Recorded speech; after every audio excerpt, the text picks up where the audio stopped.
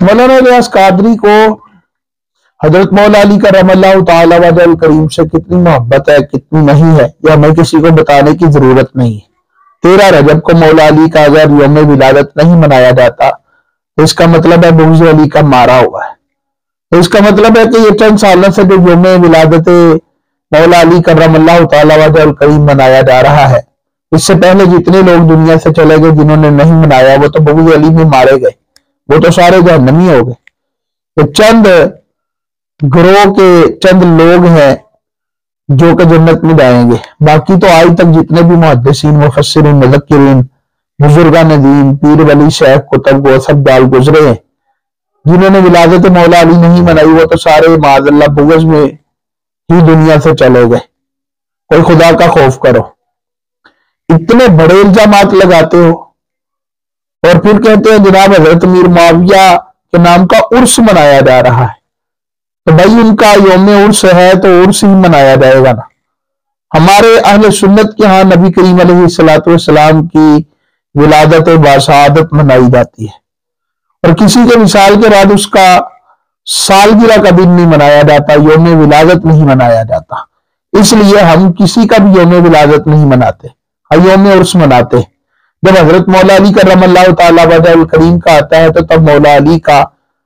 عرس مناتے، جب حضرت امیر معاویہ کا آتا ہے تو ان کا مناتے۔ اور بات ہوتی ہے بھی آپ عمار بن یاسر کا بھی منائیں، آپ بلال حبشی کا بھی منائیں، آپ فلاں کا بھی منائیں،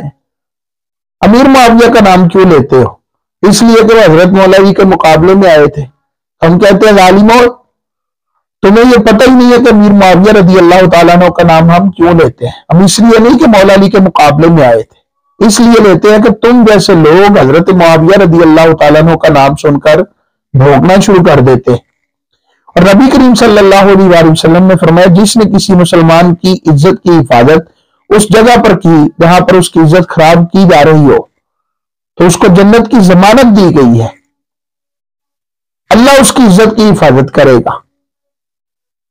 اور صحابی رسول کی عزت بچاؤ تو پھر اس سے بڑھ کے اور مقام کیا ہو سکتا ہے؟ ہمیں تو فخر ہے کہ ہم ان کی عزت بچاتے ہیں۔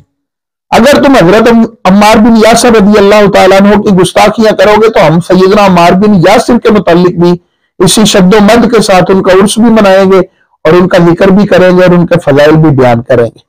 تم حضرت بلال حبشی رضی اللہ تعالیٰ عنہ کے بارے میں یوں بکواس کرو تو حضرت امیر معاویہ رضی اللہ تعالیٰ عنہ کے بارے میں کرتے ہو تو ہم انشاءاللہ ان کے بارے میں بھی اسی طرح بیان کریں گے جس طرح آج حضرت امیر معاویہ رضی اللہ تعالیٰ عنہ کی شان کا دفاع کر رہے ہیں۔